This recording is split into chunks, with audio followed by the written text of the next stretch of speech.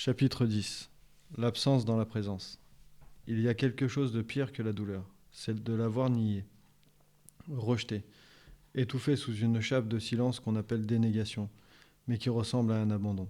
Mes beaux-parents ont 68 ans. Ce sont des gens simples, mais face à la gravité de la situation, ils n'ont pas bougé. Pas vraiment, ou plutôt si, ils sont venus, mais ils n'étaient pas là. Christelle, leur fille, se bat. Elle lutte contre quelque chose de sournois, de profond, de lourd.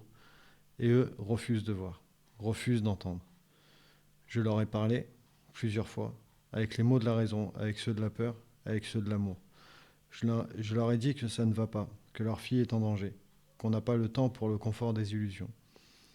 Et sa mère m'a répondu, je ne veux pas entendre, et elle a tourné la tête. Ces 5 mots-là m'ont cloué le cœur. Je suis père, je sais ce que je ferais si l'un de mes enfants se battait entre deux souffles. Je serais là, présent, tout le temps. Je tiendrai sa main, je l'embrasserai, je l'encouragerai. Je lui soufflerai du courage dans les veines. Et là, je les vois, eux, posés sur une chaise dans la chambre, sans un mot tendre, sans un geste de réconfort, comme s'ils visitaient une cousine fatiguée. Ils sont là, physiquement, mais c'est tout. Et ça me rend malade. Pas contre eux, pas uniquement, mais contre cette distance glaciale, ce refus d'aimer fort quand il faudrait justement tout donner.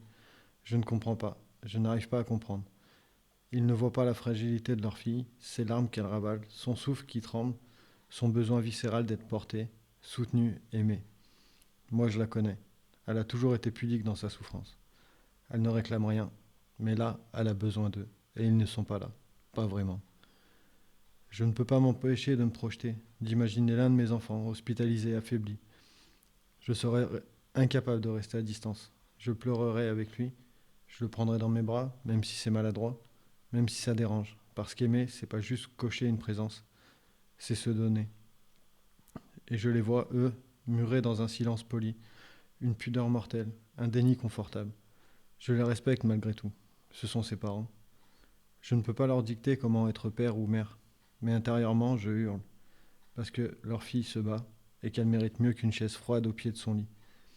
Elle mérite leur amour, le vrai. Celui qui ose, celui qui déborde, celui qui serre fort même quand ça fait peur. Celui qui dit on est là, on lâchera pas. Et moi, je suis là. Je fais ce que je peux. Je l'aime pour 2, pour 10, pour 1000. Je la soutiens, je prie, je parle et je me bats. Mais une partie d'elle a besoin d'eux. Et cette partie-là, moi, je ne peux pas la remplacer.